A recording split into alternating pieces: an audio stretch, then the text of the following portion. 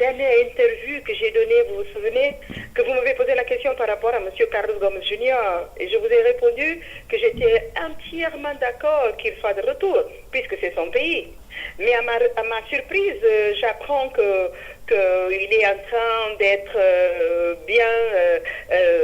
il est en train d'avoir une protection de la part de la CEDEAO, l'Union africaine et les Nations Unies. Et qu'est-ce qui vous gêne, dans cela? Depuis 2012, j'ai envoyé une lettre. J'ai envoyé une lettre à la CEDEAO dans ce même but par rapport à mon retour et aussi pouvoir collaborer avec la justice guinéenne pour ce qui concerne l'assassinat de mon mari. J'ai envoyé une lettre. Le représentant, je ne sais pas si c'est le même qui est toujours là-bas, m'avait fait des promesses. Et jusqu'à présent, rien du tout.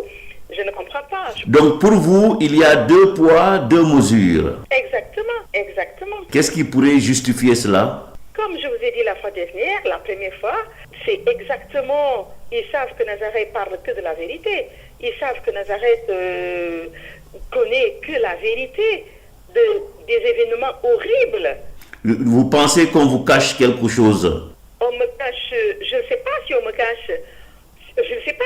Moi, je pense qu'ils ont plutôt très peur de Nazareth Vieira. Donc vous gênez en un mot? Ben oui, énormément. Alors, quel est le message que vous voudrez lancer aux autorités de la CEDEAO et de l'Union africaine? Moi, je m'indigne aujourd'hui. Commençons par la déclaration du président du parti, Domingos Simões Pereira. Il a commencé par dire qu'il n'était pas au courant de la venue de M. Carlos Gomes Jr. Et tout de suite après, il pose la question, est-ce qu'ils se sont occupés de sa sécurité? Vous voyez? Il s'intéresse tout de suite à la sécurité de Carlos Gomes Jr. Alors que moi, Nazareth Vieira, la veuve du président Nilo Vieira, assassinée par le PAIGC, je suis guinéenne et militante du parti PAIGC. Ils ont là-bas une organisation qui s'appelle Noyuntamon, Filhos de Tchon Riba. Ça veut dire il faut tout faire pour que des Guinéens Bissau en asile politique, que ce soit je ne sais pas quoi, puissent être de retour au niveau du pays. Mais à moi, personne m'a contacté. Et vous voulez rentrer? Vous voulez vraiment rentrer? Mais bien sûr. Bien sûr. Moi, je n'ai jamais été contre que M. Carlos Gomes Jr. rentre.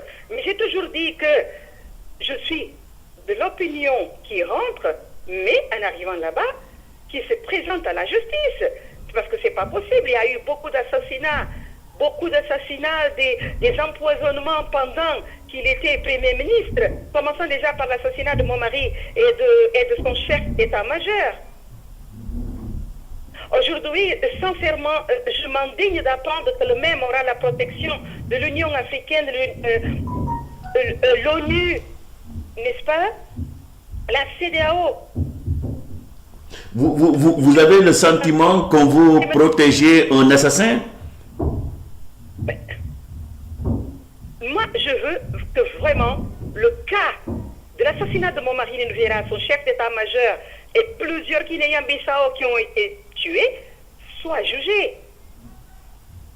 Moi, je vous le jure, monsieur le journaliste, si je deviens président de la République de la Guinée-Bissau, il n'y aura aucun procès, mais parlant déjà, n'est-ce pas, des crimes depuis l'indépendance qui ont eu lieu en Guinée-Bissau. Je veux vraiment continuer à croire aux représentations que je viens de nommer, étant sûr qu'ils représentent la dignité du pays qui m'a vu naître et de son peuple. Je ne veux pas croire vraiment à une hypocrisie, car mon peuple ne le mérite pas. Je veux croire aussi que la déclaration du président, l'actuel du parti, camarade Domingos Simões Pereira, je veux croire à sa déclaration. Pour vous, si vous vous rendez aujourd'hui à Bissau, votre sécurité n'est pas assurée? Non, non. Je continue vraiment à respecter nos militaires. Ils représentent notre intégrité physique et territoriale. Mais, au jour d'aujourd'hui, mon mari a été assassiné. C'est parce qu'il a cru à son entourage. C'est parce qu'il a cru toujours à une réconciliation. ne peux pas. Moi, je veux rentrer et participer déjà aussi au congrès. Je suis militante du parti PAIGC, mais à ma surprise, j'ai connu la date du congrès. Mais par exemple, personne ne m'a contacté. Est-ce que votre volonté de vous présenter à la prochaine présidentielle n'explique pas un tout petit peu ce comportement du PAIGC à votre égard? Mais c'est clair. C'est clair. Je viens de vous le démontrer. Ils ont tous très très très peur de la présence de Nazareth Vieira. C'est parce que Nazareth Vieira est une femme de Dieu, une femme de vérité. Et une femme qui connaît toutes les vérités concernant l'assassinat de mon mari. Est-ce que vous avez les moyens de faire plier le PAIGC? Mais bien sûr. Mais bien sûr. La preuve, ils veulent m'écarter complètement. Mais ils n'arriveront pas. Et quels sont ces moyens? Je veux déjà pouvoir rentrer chez moi. Je veux déjà pouvoir rentrer chez moi. Je veux déjà pouvoir être soutenue par l'international pour que je puisse être de retour. Et on verra pour la suite. En tout cas, votre détermination est sans commune mesure. Mais bien sûr. Moi, je vous le dis. Je vous le dis. Dans 24 heures, si je n'ai pas une réponse par rapport à mon retour dans l'imminence de pouvoir assister au congrès du PAIGC, de pouvoir collaborer avec la justice pour ce qui concerne l'assassinat de mon mari, je serai en mesure d'entamer une grève de la faim. Et le congrès se tient quand? Fin de ce mois-ci, janvier. J'en profite de l'occasion qui m'est donnée, n'est-ce pas, à solliciter au président du Parlement de mon pays, M. Cipriano Kassama, de bien vouloir m'accorder un retour au pays qui m'a vu naître, en incluant la protection, afin que je puisse participer au congrès de mon parti et collaborer pour ce qui concerne le procès de mon mari. Dans le cas contraire, je vous le répète, je serai obligée d'entamer une grève de la faim. Est-ce que ça peut... Une façon tentative de préserver la démocratie et justice sociale dans mon pays. Mon retour doit être imminent. Est-ce que cette grève de la faim peut amener les autorités de la Guinée-Bissau à changer d'attitude à votre égard? J'en suis sûre. Il n'y a pas cela. Je compte sur l'international également. Dans 24 heures, le président du Parlement guinéen-Bissau doit me donner une réponse par rapport à mon retour tout de suite en Guinée-Bissau, que je puisse participer, collaborer pour ce qui concerne l'assassinat de mon mari, du chef d'état-major Tagmanoaye, le général Tagmanoaye, et participer au congrès. En parlant de l'annulation du procès du président Nino Vieira et de son chef d'état-major par le suprême tribunal, soi-disant que deux témoins oculaires préfèrent le silence. Je veux dire que ça veut dire que d'autres présidents et chefs d'état-major et d'autres Guinéens-Bissau pourront continuer à être assassinés sans qu'il y ait justice. Que je sache, la famille de Tagmanoaye, par exemple, n'a pas demandé l'annulation du procès. Pourquoi est-ce qu'ils doivent être